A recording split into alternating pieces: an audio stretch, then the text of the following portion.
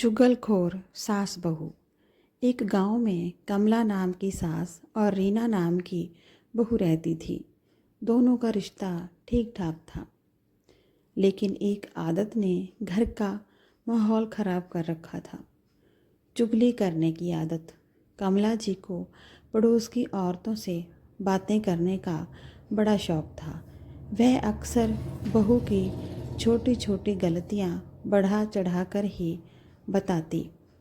मेरी बहू तो बिल्कुल ही कामचोर है, दिन भर फ़ोन में लगी रहती है। उधर रीना भी पीछे नहीं थी। वह अपनी सहेलियों से कहती, मेरी सास तो हर समय ताने ही मारती रहती है, मुझे तो जीना मुश्किल कर दिया गया है।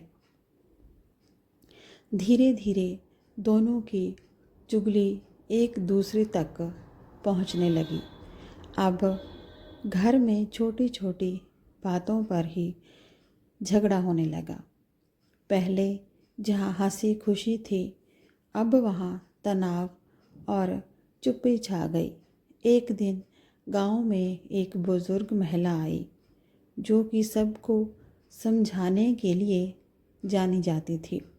उन्होंने दोनों को बुलाकर कहा कि चुगली आग की तरह होती है, जो धीरे धीरे पूरे घर को जला देती है। अगर तुम दोनों एक दूसरे की बुराई करने के बजाय अच्छाई देखोगी तो घर स्वर्ग बन जाएगा। उनकी बात दोनों के दिल को छू गई। कमला जी ने सोचा कि मेरी बहू सच में मेहनती है, मैं ही उसे समझ नहीं पाई।